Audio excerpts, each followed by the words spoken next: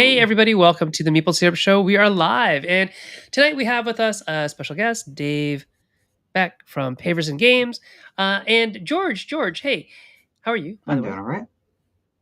You're back on US time now, Pretty much, yeah, yeah. pretty much, like massive jet lag. How long did it last, the jet lag? Oh, it wasn't terribly bad, honestly. 2 or 3 days, maybe. Okay, but you're like a seasoned international traveler. Well, I mean, I've done it like twice, but not regularly. Okay, but major shifts, right? So cool. Yes, And Kat's doing all right? yes, she's still in Scotland, Oh, okay. I was, um, I was just gonna ask, is she still in Scotland? Because that's the bouncing thing. around. Yeah, Yeah. it's visa Where is she? complexities. Can I ask where in Scotland? Edinburgh. Oh, oh man, it's my favorite city. Is it in the Oh, cool. world? I would maybe in the Oh, world. okay. Okay, okay. We can talk, or Oh, we can we talk will now have or to later talk. about suggestions. Yes. Because she's gonna be there for a bit. Oh my gosh. Yes. Yeah. Okay. Well, new Well, topic. we just found out new stuff Yeah. just because we decided to randomly talk about cat, Look at which is this. Yeah. excellent. I should Okay. have realized, for a show with the person who made Distilled, that Scotland would have been That's a where it began. yes, It of is. Where it all course. began. Yeah. Oh, that makes sense. Hmm. Yeah. And that's exactly what we're talking about today. So today Mhm. we are here with Dave Beck of Paverson Games, and we are going to be talking about not necessarily distilled, but also distilled. Mm, We're going to be talking about expansion strategies, and I don't mean how to play mm, them, but I mean when do we make an expansion for a game? What about a game tells us, there should be an expansion for that, and then the strategies of how to like best design and deliver them, and all those other questions that are basically burning in George's mind mhm. as he thinks about games. He said, like, let's get Paverson on because I have some questions for them. I said, okay, let's do that. And then David was so nice and he said, yeah, I'll come on. I can't come this week, but Mhm. what about next week? Let's do it. And Yeah. that is now. Mm. So, Dave, tell us a little bit about yourself. Yeah, I'd love to. Thank you so much for having me on. Really appreciate it.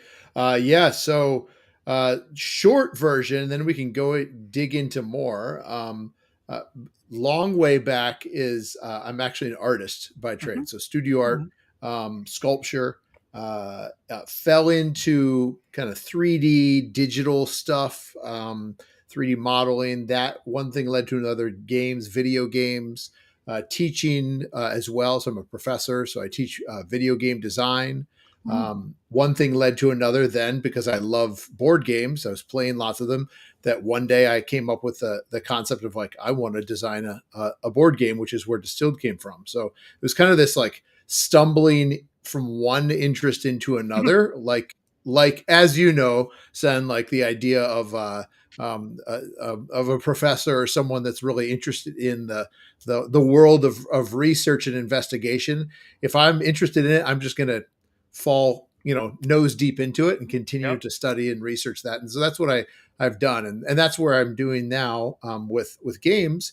So for the last 5 years now, I think yes, last 5 years, I've been designing and now running Paverson Games, and it started with Distilled. So yeah, it's been a crazy journey. All started kind of with my love of just art and computers and games, and yeah.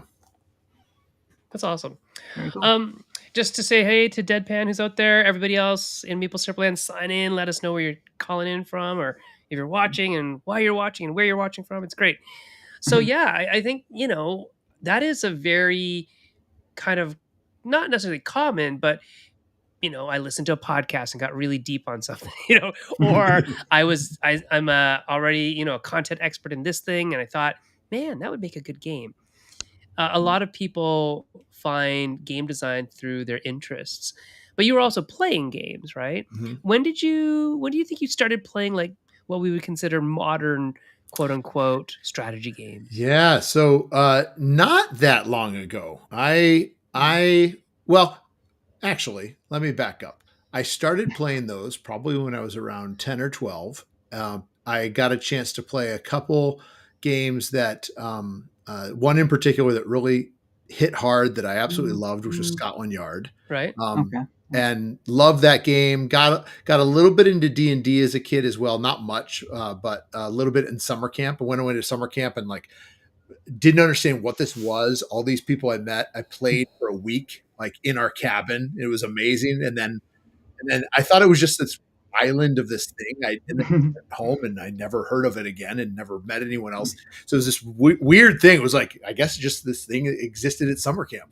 Um, anyway, I go off to college. I don't do anything else with games. And then probably about 8 or maybe 10, 12 years ago, my wife gets me Dominion and gives me Dominion. And I kind of look at it and I'm like, what is, I don't need you give board game? Like, why are you giving me a board game? I have video games. I'm an adult. I don't play board games. I play video games. so anyway, I invite a couple friends over, think, okay, I'll give this a try. And oh my gosh, I couldn't believe it. And I fell head over heels for it. I went down that rabbit hole like we all have, or many of us have. And before I knew it, it's this massive collection I've got. And yeah, the rest is history. So that really was, it's much more recent than maybe some people. But I really fell hard and deep with that. So, So your wife is to blame. Yeah, it is. She is. She That's is, awesome. and it's many times. She actually. I mean, I could go back. Same thing actually with video games. It was the same thing. So again, studio art, kind of modern contemporary art, sculpture. After college, I was going to grad school because I wanted to teach like sculpture in college. And she got me a game console and Xbox. And it was the same kind of thing, like, oh, thanks. I wasn't really thinking I'd want this. She got it as a gift. And then I just loved it. I read books. Yeah, basically, I don't need that. I chisel in the backyard. Like I'm a sculptor. But she got me that. And I just started playing video games all the time. And then this happened with the board games. And then even, I'm not kidding. Again, this was probably 6 years, it was probably 2018, 2017. I'd been playing games. I was running game nights. I created a meetup in town. All these people were playing games. I'd have people over all the time. I just love board games so much and doing all this stuff with it. And she said, you're going to make a board game. You're going to design a board game. I said, no, I'm not. I would never want to design a board game. That sounds like the worst thing. I make video games. And I know you're going to make a board game. And she said, you're going to do a Kickstarter. I said, no, I'm not. That sounds like the worst thing I would ever. And then, of course, it's like basically I need to just anything she says, of course. Can you ask her for the Powerball number? Right? Yeah, also, your wife sounds like the most amazing person ever. It's pretty phenomenal. Pretty phenomenal. It's pretty funny how, like there's all those really kind of misogynistic tropes about I got to keep my games from my wife. I got to hide my games from my wife. George's wife, as we know, Kat, is the one responsible for like most of the purchases of games in their house. And then your wife is like basically your pusher. She's like, she's my enabler. Everything. Yeah, right? Exactly. Yeah. And my wife is like, you can do whatever you like. That's good. So 3 people here, 3 out of 3, 100% of us do not have wives that have that misogynistic trope. So I don't think it's actually real, which is why we're saying it's kind of misogynistic. Right. So, well, that's very cool. That's very cool. Did you ever make a video game? Yeah. So I, for years I taught video game design at the school I'm at. That's our program, of course.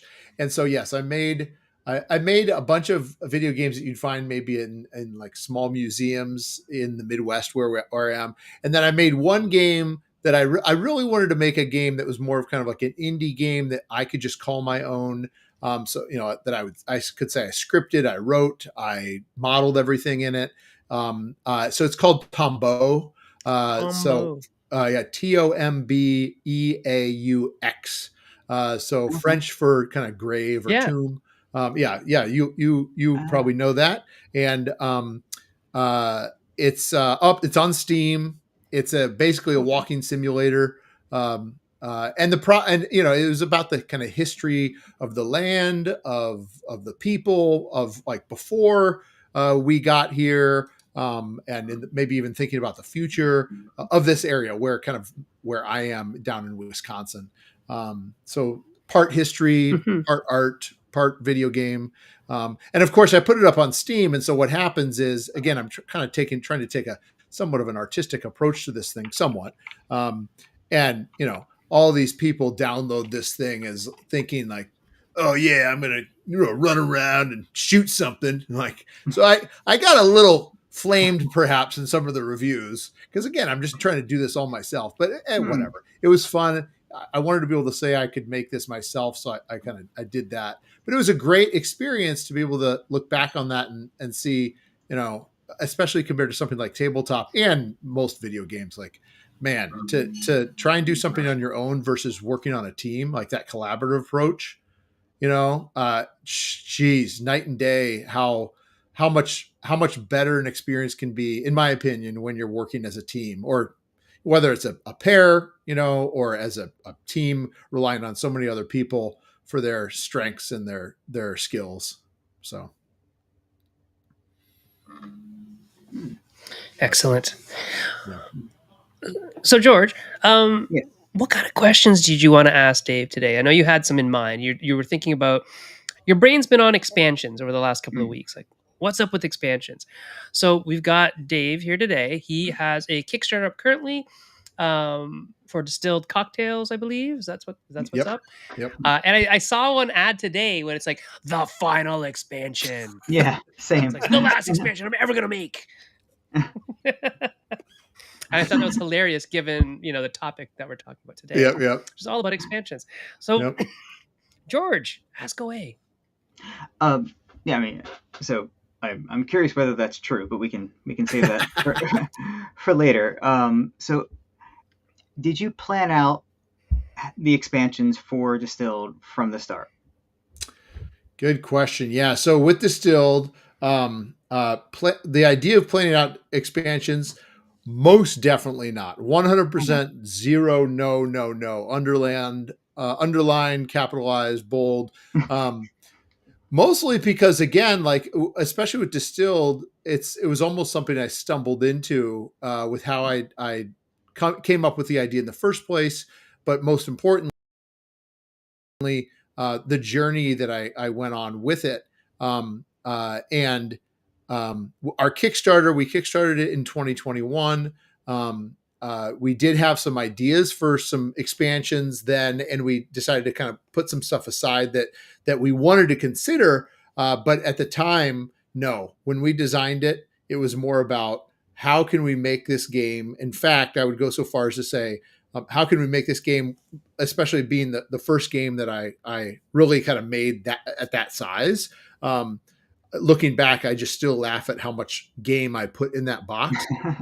Like, I think that many publishers would look at that and say, "You're crazy, Dave. Like, why would you do that?" And I actually would say they have. I mean, publishers have told me when they look at it, they say you could have easily squeezed 2 or 3 expansions out of that thing, like, or content. Maybe not new mechanics necessarily, but at least content. Like, why did you put that all in the box? And again, my answer is oftentimes the same for this type of stuff. Is just, well, that's what it felt like the right thing to do, is to put that much in the box for the fans, for the community. I wasn't as concerned about like making money.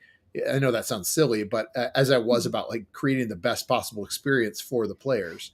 Vibes. You did it for the vibes. For the vibes. That's right. He's an artist. Yeah. I think that's maybe part of it might be that, honestly. I don't know. Right? More of an artist than a businessman. Yeah, that's right. I think that's very true in a lot of cases, where you just want to put out the best experience, or what you think is the best experience possible. So I often describe games as curated experiences in a box. And if you're curating it and you designed it, you know what you would like to go in that box. And then there's obviously economic pressures, like, oh, that's way too big. Oh, I don't think we can ever sell it at that volume or that size. And that's where, people might shave some stuff out. But the lovely thing about Kickstarter is that people will kind of, vote with their dollar and tell you, oh, no, that is a good idea. I like that. Mm-hmm. And it's a place where consumers are able to, see everything that's in the box and figure out, is that worth their dollar, right? So I think that is one of the things we have seen, George, in terms of trends and whatnot, that Kickstarter games do tend to be, I won't say bloated, because that is, that's got a little bit of edge to it. But they tend to be larger Hmm. in terms of size and content, or can be, because I think being able to show it all and show it all off in one go is very attractive to consumers, Hmm. right? What do you Hmm. think about that, George? I mean, I think that's definitely true. Like one of the things that I have been over the last year or two, or however long I've been doing this, discussing with people, is like, if I have an abstract game, how do I kickstart that? Like, because there's no vibe to, like, it's never going to be that big. Like, Hmm. abstract games. I wonder how you would kickstart chess today. Like, for instance, there's no presentation. Needs more minis. Yes, yes, giant mini. Like the board would have to be the size of this room. Like yeah, it's an environment where people want to be have that impulse. Like oh my lord, I need to have this, and Hmm. yeah, which is fine. Like there's nothing wrong with that. But there are certain games that fit into that sort of vibe differently than others. Yeah, Well, I agree. I think Dave was going to agree too. What do you think about that? yeah, I think yes, I do. I do think that's true. I don't know. I think with distilled back in that was 2021, and I do think it was a different time, of Hmm. course. Having put Luthier through Kickstarter last summer, so that was 2024. Um, I noticed a very different vibe, very different feeling on Kickstarter, Mm. not just because of the economy. I mean, even then we were in a very different political climate then as compared to 2021, but even much more than as compared to right now, Yes. and an economic climate, everything. Um, and even then, a year ago or more than a year ago, I could just feel it as I saw the game out there that people were not willing or ready or as comfortable spending as much money on a big game. Yep. So Mm. like to kind of not counter, but just to kind of add to what you're saying. And so I do think, yes, Kickstarter for sure is still a space for companies to have games that I like to think about it as opportunities for those that can afford to add on other deluxe elements. So that's what I usually try and do with it, especially because those are the things that cost a lot of money to make. And I can't necessarily sell it to have someone sell it in a store. I can just sell it directly to someone, direct to consumer. That's a great opportunity for it. But I also have a funny feeling, or not funny feeling, I've just been observing that over the last year or two, I actually think that Kickstarter or crowdfunding in general, is becoming more and more a space that's almost like it was 15 years ago, 10 or 15 years Oh. ago, where if you do have something small and affordable, that is actually quite attractive. Okay. So I'm trying to think of some good examples. You've got something like Deep Regrets, actually, Yeah. speaking of Ah. Scotland. Right. TEDx Games, they're based. Actually, well, I don't know if Kat knows this, but TEDx Games, and the owner designer, he lives in Edinburgh, and Deep Regrets wasn't that. I think it was probably around $50 maybe, and it was still a decent size box. Yeah. It's Um, it's it's a standard bookshelf kind of game. Mhm. yeah. But again, like it's not that $100 game that you've got to No. drop on, Right. right? And so I do think that there's a growing amount of interest in games that people can have a smaller footprint on, whether that's because of tariffs, whether that's just because of people's space, the amount of money people have to spend on games, and maybe don't need that deluxe component, a deluxe amount. So I would just say that I think there is room for that. You're right though. Like what is it that what it caused me to want to buy it from you there as opposed to waiting to purchase in the store? You still need to have something that stands out, right? Yeah. Mhm. But And I mean, there's also the risk that it may never get to a store if it doesn't correct. do well on Kickstarter. So the Yep. FOMO is real, Yep. everybody. It's still a thing. It's still a lever that we do tend to like pull. Yep. Um, and you're right, David. So everybody out there, if you didn't hear what David said about deluxe components, uh, it's really difficult to sell a lot of that stuff in store. Uh, but it's easy to sell it, or maybe not easy to sell it, but generally speaking, we are reaping the benefits of deluxified stuff more when we sell direct to customers, Mhm. right? Well, in everything that we sell direct to customers, we're actually Yeah. reaping more benefit.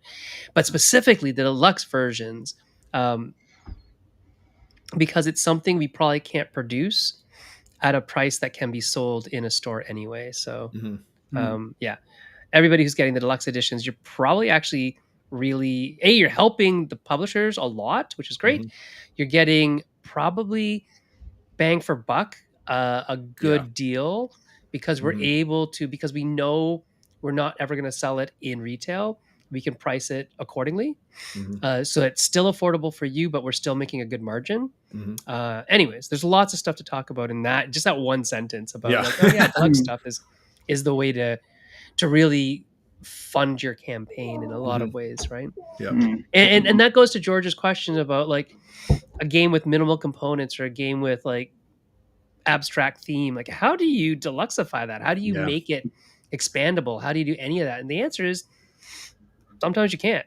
And Yeah. some games, you're right, are not because excuse me, it's more about the product than it is about the game, I think.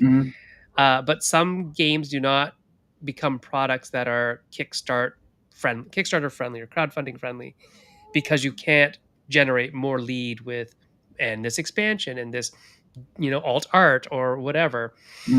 So it's sort of the equivalent of when people come up with games that use a regular card deck.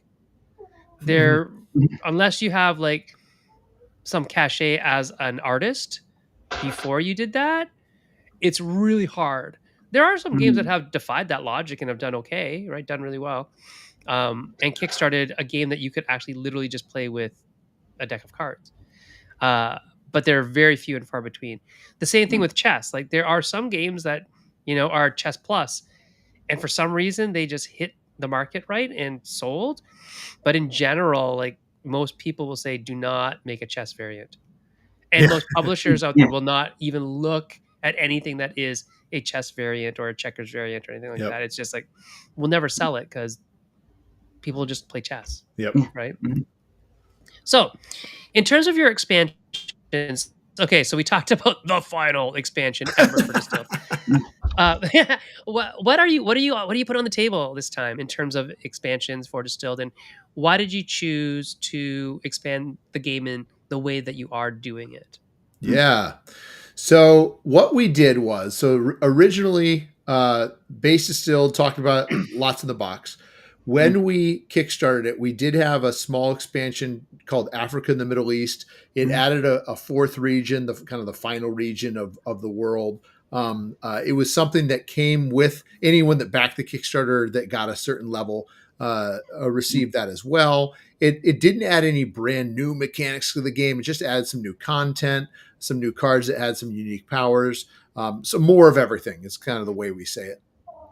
And we had some other, promo packs along the way that again do that type of stuff on a small scale. Um, uh, that was the original, and then about halfway through that, and then everything came out in 2023. So 2021 kickstart, 23 release because I was teaching this whole time, so it was kind of tough to do everything. We were doing all that. Came out in 23. Then in 24, early 24, we released something called Cask Strength.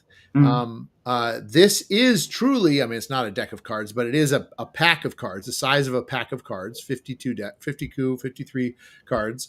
And we basically tell people that they can take this and they can replace some cards in their game to kind of create a new experience.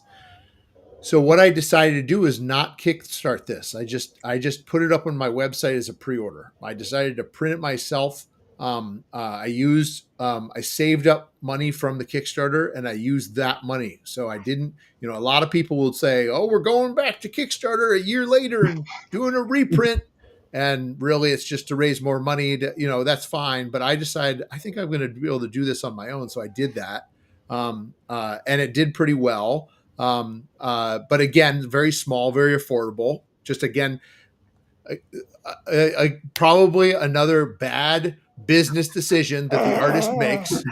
So instead of, classic thing would be, oh, you got a 52 deck of cards, put that in like a box this big, it's like this. And then they open it up and wait a minute, there's just 52 cards in here. It's like the chip bag of games. Yeah. Yeah. But instead I put it into the tiniest box possible. And don't charge much for it. But that was good. Like everyone really appreciated that, I guess. And so anyway, that was 24. And then yes, now we're doing cocktails. We're calling it the final expansion, as if I hope that doesn't sound too presumptuous, as if we've had like 15 expansions up to now. The final expansion. We're basically saying that because it's kind of like, I don't know, people, there's not much more we can do. This game is such a table hog as it is. If we brought up more expansions, I don't know. I keep joking, you're going to have another table. Like I'm going to like have that as part of that should be your expansion. Yeah. It's like a transformer. Yeah, a little side table, right? Yeah. The box folds down, little legs. Mm-hmm. So this expansion follows suit from the original game in the sense that, and I'm not kidding, there's probably 4 expansions in this box. So it's got, I counted the other day because someone was asking exactly how many. It's got 494 components in the expansion. What? Wow. So I don't know. I was just like, so it's a game. It's an entire. I mean, it's not a standalone game, but it's the size of a normal game. Yeah. And it's got 4 different kind of modules, I guess you could say. And it's lots of different stuff. It's adding stuff to the base game. It's adding new things like cocktails, obviously. It's got new boards that people are playing on, tons of new cards, new components. So yeah, lots of different stuff, mostly themed around cocktails, and the idea of making cocktails at your distillery. So yeah, we're really excited about it. But to your question, so this expansion, we decided to do also, and why we can really stand by our statement of saying it's a final expansion, is that we are to focus on this idea of why it's on Kickstarter, is we're offering the expansion as a box, that same type of box you'd find in the retail store if you were to walk in there and find it later. But we're also offering a collector's box, a box that will fit everything from Distilled. And it's actually going to fit things that people have been complaining about for the last couple of years too. Things like my sleeved cards of this certain brand don't fit. My playmat doesn't fit. That like a little playmat I have for the game doesn't fit. And those are things that we added on after we designed the insert of the box. George actually had this exact question. Really? Yeah, he wanted to ask about how do you design an insert for stuff predicting ahead of time, and apparently you don't. You decide what you want to make, and then the playmat thing is such a. I have so many games with playmats, and the playmats just sort of like are shoved in next to the boxes, and it's so frustrating. Yeah. No, and that is exactly right. And that's what happened is with Original Distilled, we designed the insert, and we were really happy with it. And then we kind of unlocked this concept of the playmat, like, oh yeah, and again, it's a single playmat that sits in the center of the table as this little market. And so we let people get it as an add-on, but we had already designed the box size and everything else. There's no way the playmat's going to fit in there. Not that it's massive, but it was about like this much longer. Right. And so people have been complaining about it. I mean, not like, I don't want to, make it sound like it's that bad, but that's a pitchforks. I wish it would fit. Torches. Yeah. Wish it would fit. That and the fact that the card sleeves were designed, or the insert for some reason fits a certain type of card sleeve, but not others. Ah. I don't know, and it really rubs some. God bless my sleevers. I love my sleevers, but that those sleevers can be, they're the tortuous people too Yeah, sometimes. yeah, Yeah. totally. And so some sleeves didn't fit into that original game, like as far as the overall size of them. Mhm. And so we're trying to correct those things now Yes, with this. hashtag not all sleeves. Yeah, Got exactly. it. Yeah. Well, that's really interesting. And it is, by the way, everybody. I think we've heard this over the last couple of episodes. Trade design is a science, right? It's not Mm. just an art. It's actually like there's mathematical things. You have to like think about volume, like Mhm. length times width times height, everybody. It's a lot to think about. And all of those constraints that you have on my initial box size, am I going to have, lid lift, what holds this all together? These are really interesting problems or yeah, problems that need a solution in terms of when we manufacture. How are we going to solve all these things? So it is fascinating that you're like, I guess we're going to like need a bigger boat. We're going to need a bigger boat, everybody. And that boat is a box, and that box is bigger than it used to be. Yep. So the other thing that you'll hear, and I don't know if people on Kickstarter are like this, but people off of Kickstarter are like, why do boxes cost so much? Well, because they're volumetrically big. That's Yeah. why. Mm. It doesn't matter how much they hold in them unless the weight goes to a certain weight. Yeah. If they at all are a certain size, the box is the single most expensive component of a game, Mm. hands down, Yep. just because of the materials and the size, right? And then Yep. you add art to it and wrap to it, and you edited text on it, and now this box is actually like a big deal. So while I always kind of like roll my eyes when people are upset when their box has like a ding on the corner, I get it still because they Yeah. are actually part of the game that is costly. Mhm. Yeah, so it is this weird kind of conundrum. Like it is made to protect your game, but also costs an awful lot. So Well, and it's one of the only. It's. I feel like it's one of the only industries where the box. It's where we collect something, and the box is the thing that's Yeah. stored in. It's also the thing that's delivered in. In most areas where we collect something, we open it up, we throw that thing out, and we keep the thing. But in our well, I mean, not these days, right? Because like if you that's collect true. You keep action the toys figures, in them. Yeah, that's you true. they're That's a action good point. figures. They're Oh not yeah, I'm dolls. sorry. But it is a strange thing that, like, I know if someone has a ding on their box and they insist you send them a new box, it's basically the same cost to send them just a whole other game. Yeah. I mean, because of the volumetric thing, like, Yep. Yeah. Yeah. And so which is here's crazy. another thing that people may not understand. Like we keep like, I don't know, 15%. Like we assume a 15% wastage, right? Mm. So when we break apart a box to find parts to replace your parts with, like it's not a lot. Like we're not obviously not losing tons because that box is like $6.49 to produce or whatever it was, right? Mhm. And we sold it for 100. So obviously, but it's still a thing where to ship it, that is the cost, right? It's like Mm. I might as well just ship you the whole thing, Yeah. because the box itself is like probably $2.33 out of that 685 that I just Mhm. quoted or whatever. Mm. It's going to be a big part of the cost, and then the shipping is roughly the same. Yeah. Anyway, it is fascinating, which is why like Amazon, like if I make a complaint on Amazon, most sellers will just say keep it because Yeah. it's too expensive for them to have it shipped back because they have to pay for the shipping because they effed up, right? So Yep. Mm. if it's the wrong order or it's a broken thing, they say, "Did you want credit or do you want us to ship a new one to you?" Yeah. And they'll hope that you pick credit, right? Yeah. Anyway, so yeah, like shipping is literally the biggest cost. It's also the most fluctuating cost. Like we don't control that at all. Yeah. Mm. There's nothing we can do about that. And with the tariffs that added on that, now we're adding like a whole new factor to it, like that is not actually shipping. That's nothing to do with shipping. Yeah. Mm. It has to do with borders, like lines drawn on a piece of paper type thing. Yes. So anyway, yeah. So yes, Yes, Luke, we are cats. We like boxes and being inside boxes.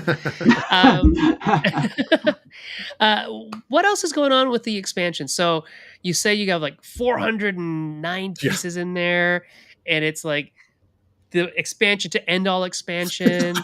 It's the one expansion that binds them all. That's This right. this this thing sounds like amazing, and it's also apparently everybody. It's got like a little telescopic table in there. That's right. It's the bartender comes with it. A miniature bartender comes out, makes drinks for you. That'd be Um, awesome. yeah. So basically, what it does is that one of the things that's was a big request from players for a long time was they always ask, well, can I make a second spirit in the game? So in distilled, you're distilling different spirits, and they'd always wondered if they could make a second spirit in a round. Oh, No, I you see. can't. You can only make one. So we finally, this was actually from my original design too. I had experimented with the idea of washbacks, which is how you make your spirits on both sides of the board. So we have you add a second washback with a cocktail bar there, which means you can now make two spirits, but it costs money. So that's one of the things you can do in this.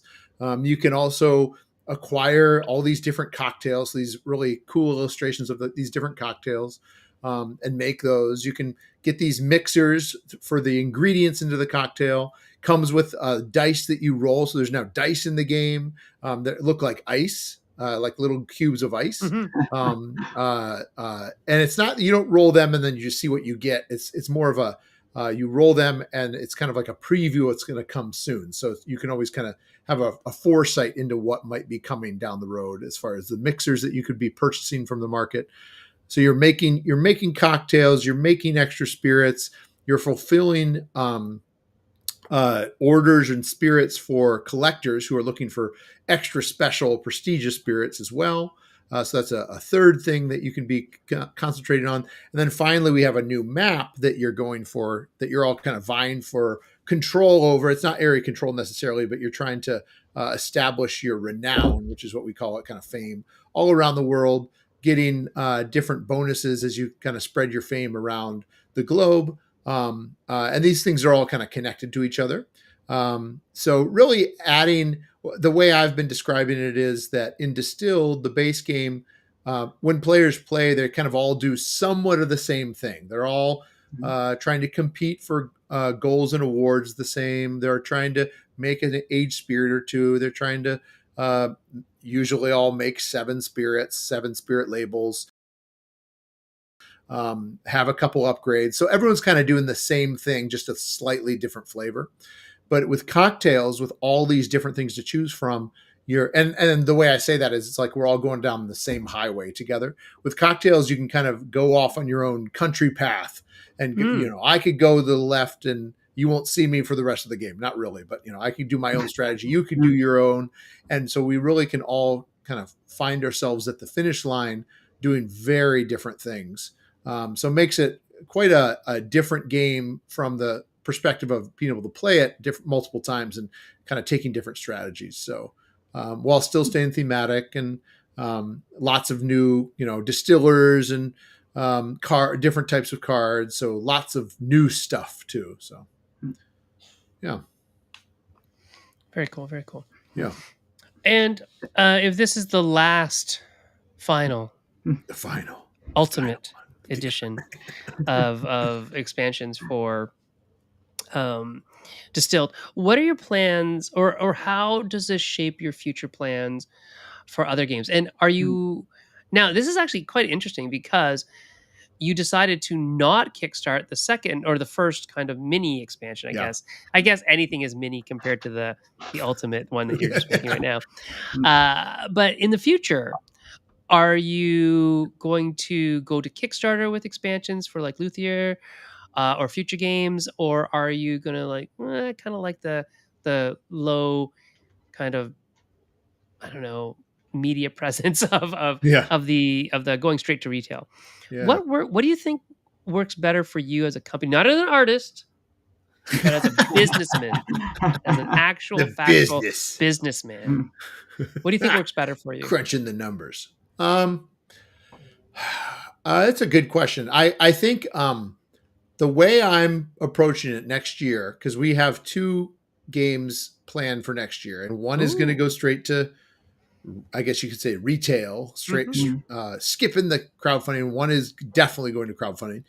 Is that one is needs it, kind of like we were talking about before. One is going to have some pretty, I don't want to say deluxe, but some pretty, well, some of it will be deluxe, but some of the components are going to be a little bit more difficult and expensive to produce. Mm. And I just know that I'm going to need to rely on a larger amount of kind of base funding to be able to make it happen, Right. especially at the volume that I'd want. Right. So Right. even if I could say, yeah, I want to do this, maybe I can do it on my own. That might be a very small amount, which I could then maybe we could do. But if I want to be able to, get it at the price point that I think Yeah. it needs to be at, I think that crowdfunding is the best way for that. But Taking then, advantage of economies of scale, right? yeah, exactly. Mhm. Because again, if we're making something that, again, like let's just say it's whether it's even if it's just a little meeple, right? If I'm making 5,000 games and each one has 10 meeples in it, so then I'm making 10,000. But if I'm making, again, 10,000 games, then all of a sudden we're looking at saving a lot of money by making that many more meeples, right? Mhm. So really thinking about that economy scale with that game, because there will be, I think, some somewhat expensive or costly components to make. Yeah. With that said, the other game we're looking at, the other game we'll be releasing later in the year, is mostly just cardboard, paper, cards, cardboard and paper, and maybe a little bit of wood, but not much. So in that case, we're making the choice to just say we're going straight to retail. Very And cool. yeah, and we're going to do what I did with Cast Strength, which worked really well. And I use that as an experiment, that small 52 Mhm. card deck one, which is pre-order through our web store, because Right. it's kind of like, I mean, it's not the same, but it's kind of like Kickstarter in the sense of I can communicate with all the people. I can communicate Mhm. with the Kickstarter backers from Yeah, previous you ones. have your mailing lists, right? Yeah, Yeah. and I can say it's up there. I don't have to do any of the Kickstarter stuff, right? Yeah. Any of There's the no rules. yeah, They're out the door, seriously, everybody. He's Yeah. gonna go wild on his exactly. own website, That's right. Dave Starter, Paver Starter. Don't right? don't forget about this Well, stuff. I mean, so before Kickstarter, there was all sorts of other ways that people Mm. actually did crowdfunding. Like, so GMT Games used to have the P500 system, where basically what they'd say is, as soon as we can pay for 500, we'll make a print run of 1,000. Because that's Ah, conventional logic, right? yep, Is that your print run should be paid for by the backers. yep. Your entire print run should be paid for by the backers, but you'll only ever get, like, I don't know, 700 backers, but that should pay Mhm, for your 1,000 copy print run or your mhm, 2,000 copy print run. Um, and so P500 was exactly that. They're like, we need to get hmm, enough money to print double the size of what we're getting. So when we get 500 backers or 500 people committed, they didn't even give the money. They're just committed. Or they might have pre-funded something. I can't wow, remember. It's been a long time. They would say, okay, we're doing the print run, just because they had the commitment. They had wow. they had people wanting this. So Mm. it's like getting a market, um, like a focus group, right? Because Yeah. GMT is very focused on like sim kind of war type games, right? Mhm, Mostly. And so they had dedicated people. And it's like, if we're going to release this one about, war in Inner Mongolia and you're all Mongolian horsemen, are mhm. there 500 people interested in that? And people would say, yeah, yeah, get in on that, because I'm like, we're at 480. Let's get to 500. I want to see this Yeah. game, right? So it's very similar, Huh. but lo-fi. Yeah. And obviously you won't have the rigorous tools to like build in all these things, but if it's just like a one and done, or it's done and that's the game you're getting, Yeah. and Yeah. there's no like voting on things or no communication and no like walking through this campaign alongside you, who cares? Yeah. Yeah. Totally. Honestly, Yeah. you're saving 5% Yep. or more, depending on how you take your money, Mhm. and you're not beholden to Kickstarter's rules, and that's good Yep. too in some ways, right? Not Yep. saying there's anything wrong with Kickstarter, but if you don't need the like the walk Framework. by Yeah. customers Mhm. that Kickstarter brings, if you've already got enough dedicated customers to make this work, then go for it. Go for it, I Yeah. say.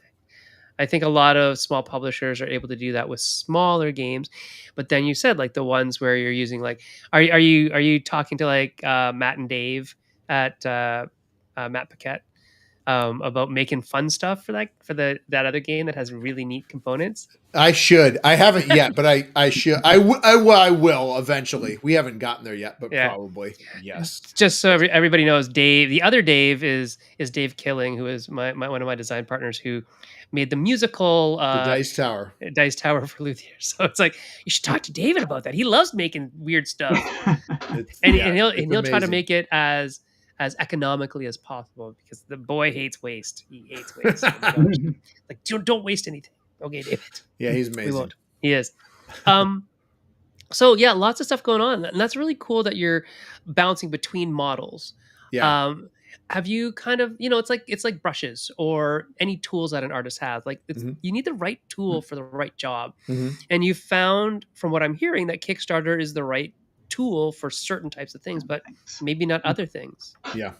Yeah. What in your mind, if you could, like, with a broad stroke, using art terms, what games would you say aren't games that you're going to kickstart?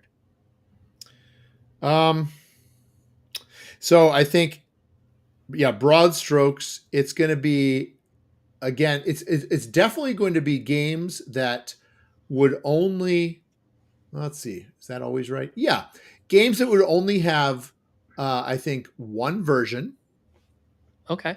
Right. So, again, so the game I'm talking about for next year that we're going straight to retail is called Class of '89. It's like a yearbook themed game. Oh, that's fun. And cool. Yeah, and in that case, there's not going to be a deluxe version. There's not going to be a deluxe and a standard. There's going to be one version. Will we have maybe a couple deluxe things? Maybe, but not in the game. It might be something we just have on it. I don't know if you saw that, but we said his name, and then he appears just like Beetlejuice. The Matt signal. Yeah, the Matt signal came up. I love it. Now, Matt, can you graphic? I hear you're a graphic designer, Matt Paquette. Can you make a Matt signal that we just show up and then you show up, like we turn it on and Matt. Also, Matt, I don't know if you knew this, Matt Paquette, but there's a game about Lindy Hop from New Zealand. And I thought about you when somebody posted about it. I also want to see it because I think it sounds cool. It's like a co-op game, a 2-player co-op game about swing dancing. I don't know if you guys knew this, but Matt Paquette loves swing dancing. So no, I didn't know. There you go. That's awesome. But yes, you mentioned that. Yeah, see, I saw that.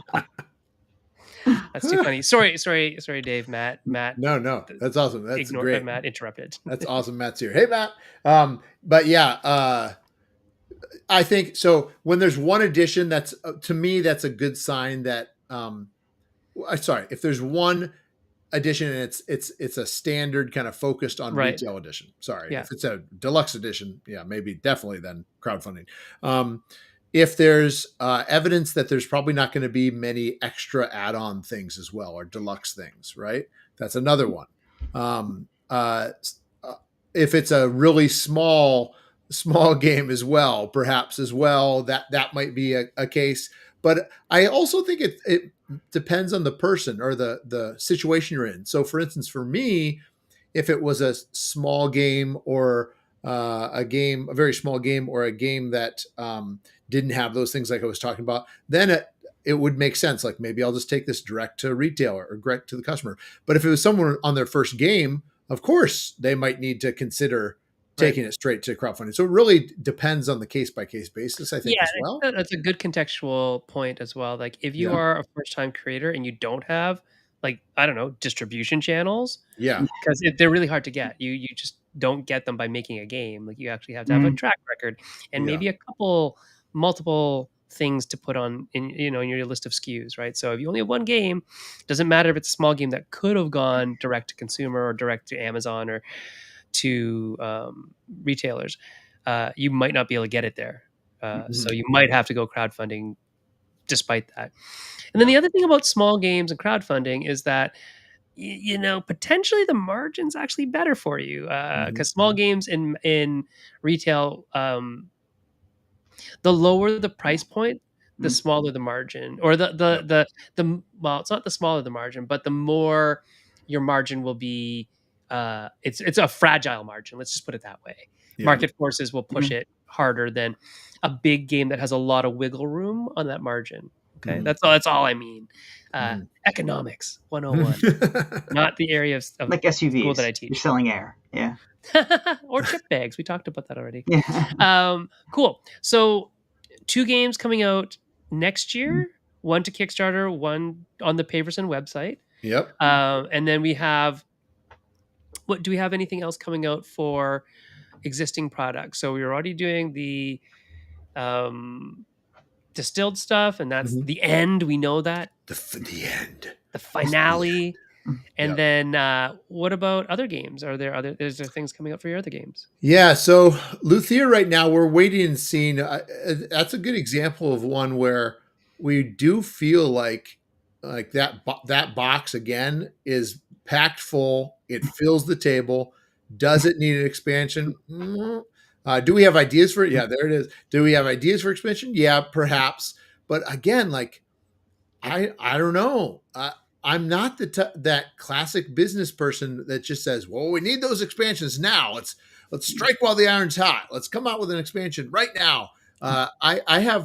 I'm excited about all of these other games that I want to make, that I want to design. Other people, have brought to me too. So we'll see. We'll see if we end up coming out with another Luthier expansion or not. That's right. we I mean, and then you get like you get like all sorts of sponsorship from Sponsor. different Well, companies. funny story. We for April Fools we did. We always like many do. We decided to do a April Fools around Luthier. So we did. What did we call it? Luthier Electric. Luthier goes electric, and so we gave all the old composers big hair, face paint, and we said it was going to be a collaboration between us and Jackie Fox of Rock Hard. Yeah. Rock. Into it, she loved it, so she and I are friends. We were like, "Oh yeah, we'll do this." It was great, and of course, like some of our other April Fools, everyone's like, "Okay, yeah, so when's this happening?" Yeah, Because this sounds like a good idea. This is a mashup I want to hear. Yeah, exactly. Play, Like, see all right, well, everything about it. Love so who knows? Stay tuned. You heard it first. We'll see if it happens. Amazing. Yeah. George, you got any other questions, my friend? I mean, it sounds like it was very organic, but did you time when you created the expansions for Distilled, or was it just like, I have an idea? I think then now is the right time to put something out. Yeah, good question. I would say no. Well, I shouldn't say that. I guess It's the vibes, George. Yeah, I It mean, goes it is by the vibes. That's cool. vibes. it's That's a yes cool. and it's a yes and a no. It was the African Middle East was just part of Right. the Kickstarter. Cask Strength happened where Richard Woods, he's the developer for Distilled, and he had this. The original game had the original Distilled game was a deck builder, and it had effects on every single card. And then I completely changed it, and it's not a deck builder anymore. And then I eventually removed all the effects on every single card. And then we thought, okay, but a big reason we removed that, it was just too much. We wanted something that was a little bit lighter for the general audience. But we knew all along that it would be fun to figure out a way to get effects back on those cards. So Richard designed Cast Strength to have effects on the cards and this variable market. So it was like a new thing as well. And so he had been working on that. And when we decided to release it, it was kind of timed in this sense of, okay, we're about to do the second printing of Distilled. Why don't we do this as well? Right. So take advantage of that. Since it's such a small amount of, again, these little cards, let's see how that does. And then with cocktails, that was more of just trying to figure out, well, when are we going to do this? Because we know we have a couple other games we want to do. The best time to do this, it was almost not rushed, but it was almost like, if we don't do this now, we're going to have to wait like another year. So let's just do this. And so that we can kind of be have this delivered to the fans. It's been out for so long.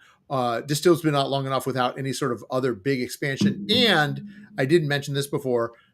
Distilled got and this was, I never expected this. Distilled got a real resurgence because of BGA, Board Game Arena. Yeah. Once it got on Board Game Arena, all these people kind of all of a sudden discovered it because you don't need the table space for that. And so, oh, this is great. I can play this. And so it got this big kind of surge. And that also, we thought, okay, this is a good time to think about, rather than waiting another year to do this cocktails expansion, let's do it now. So the iron was hot. The iron was hot. We struck. Okay. Yeah. Why not? So there was a little bit of planning about that.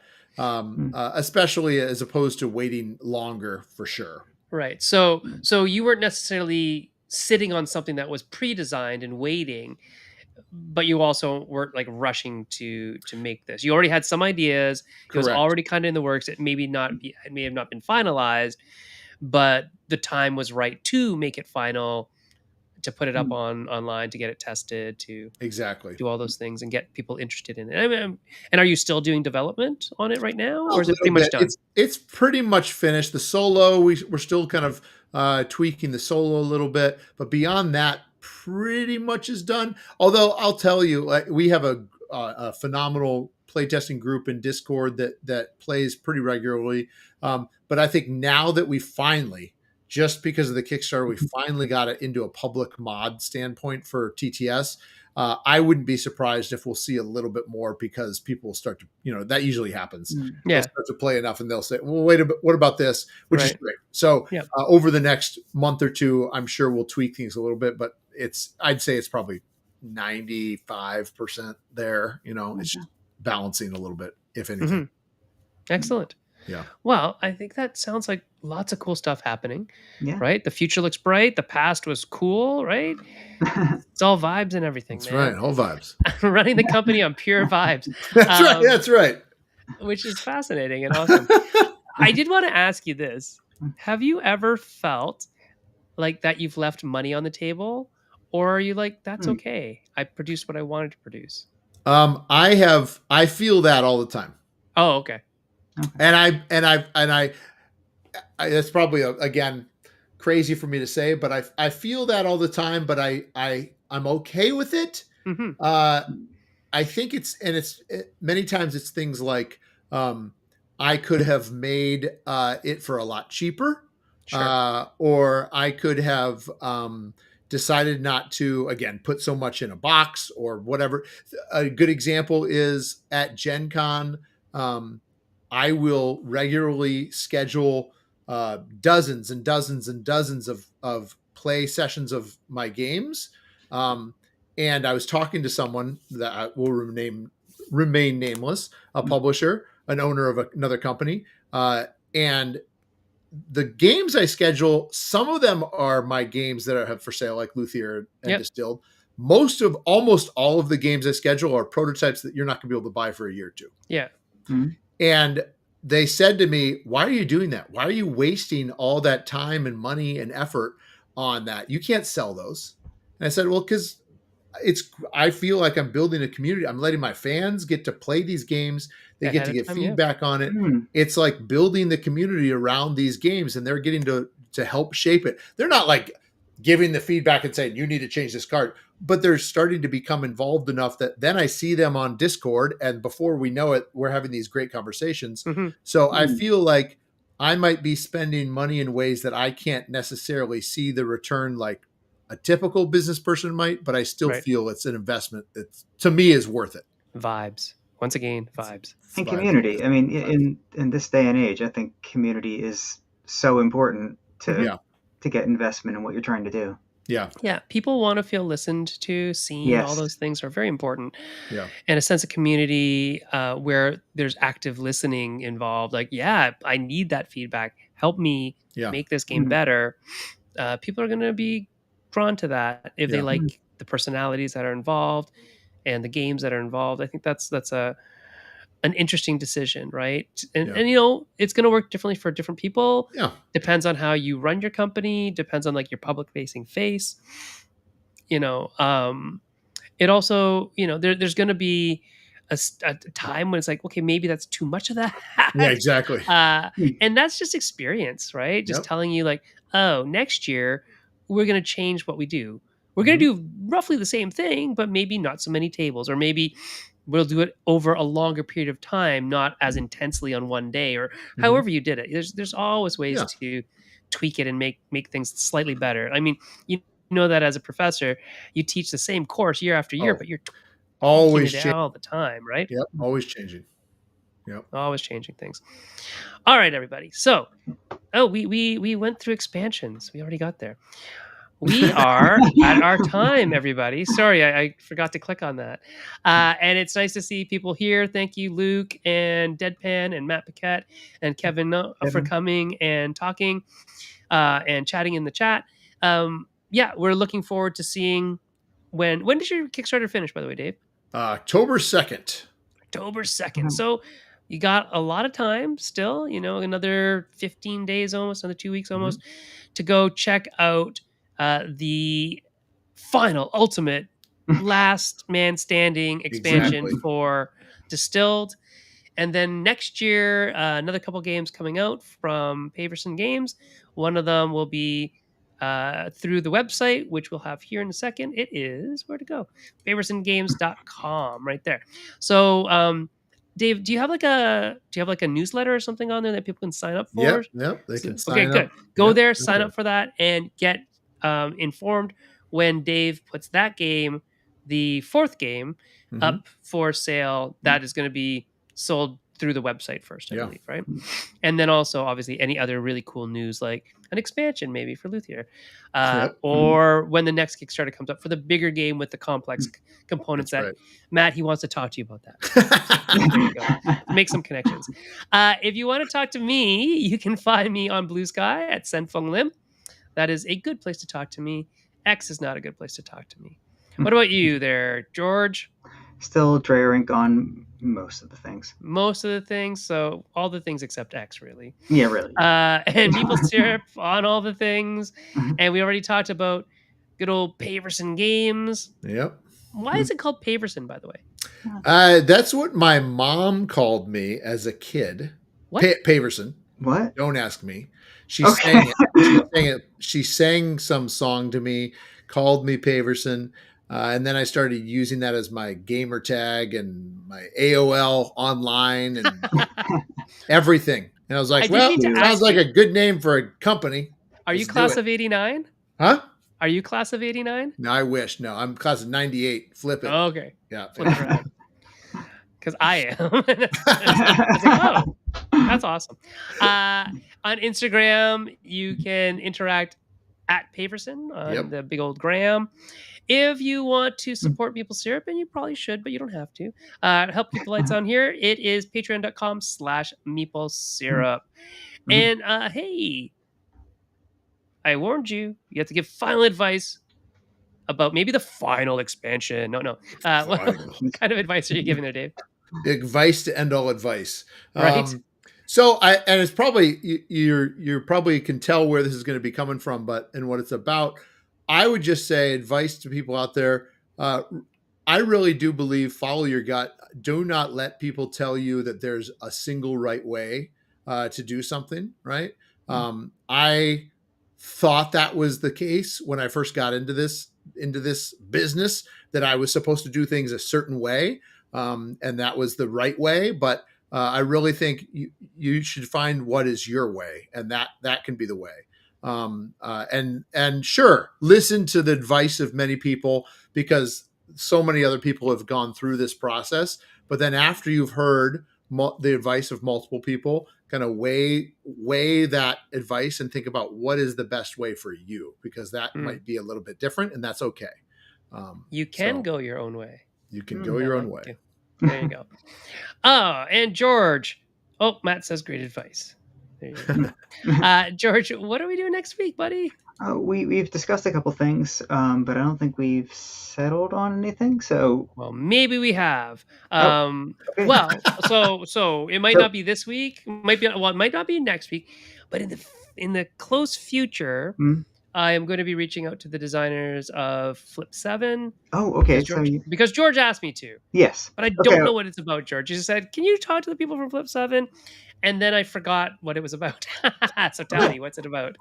Yeah, I was curious about so I was listening to a podcast about game design, and they were talking about the difference. Really? Never. Yeah, I know, it's shocking. About the difference between designing designing games that are interesting versus designing games that are fun, and in specific about the intellectual response to a game versus the emotional response to a game. And the games need to be interesting, but they are an emotional experience ultimately. And I was thinking, well, what is a simple game? And I don't want to use the term simple as a pejorative because I don't think it is, but No. something that's elegant, really, Yes. that just has I just want to play this. Hmm. And I was thinking, well, Flip 7 is a game that's just it's very straightforward, but also hugely engaging. And like that would be a good example, a kicking off point for that conversation. That's a great one. Cool. I love the concept. It's right in my wheelhouse, No, professionally yes, of course. and design wise. I love it too. That Mm, is great. It is a really good question because a lot of people, oh, making kids games or making family games, it's hard. Everybody, it is hard. Like it's actually really, really easy. And this is no slight to Dave at all, but it's really easy to throw like 409 components in a box and It call it is. a day. It is. It's actually hard to cut things out, Yep. and it's mm, hard to make those decisions. It's hard to disentangle all these systems you put together to come up with like what actually is this game. mm, Yeah. And so a lot of the games that we decry as strategy gamers as being too simple are actually some of the hardest games to make, Hmm. mm, because there's so few levers to push and pull that what if it doesn't work? mm. I guess it doesn't Everything's work. out in the open. Yeah, Yeah. and that's the other thing is that everything is so out there, and then it relies a lot on, well, some of them rely a lot on human behavior, and that's really cool too. And you have to be somebody who's in tune with that in order to design those games. Whereas if you are not thinking about that, but you're designing a highly technical mechanical game where strategy matters, you don't necessarily have to do that reading of other people as much anyways. So Mm. anyways, that sounds like a great topic. I am going to write them an email as soon as Pat gets me the email for them. I think he's going to do a little intro, so that's great. Awesome. Pat from the op, and yeah, that'll be great. We'll have that soon. Dave, it was so nice to see you and so nice to talk to you. Hope everything goes swimmingly well with Distilled, the final expansion. What's the actual name of it? Oh yeah, Cocktails. There you go. Cocktails. There you Yeah. go. The final cocktail expansion. Um, anyways, so we'll see everybody here next week for possibly that subject. If I get in touch with them in time, if they respond to me in time, that's the hope. If not, we'll come up with We'll something. come up We with always something. do. Yeah. Mm. All right, everybody. We'll talk to you in a bit. See you later. Goodbye. Bye.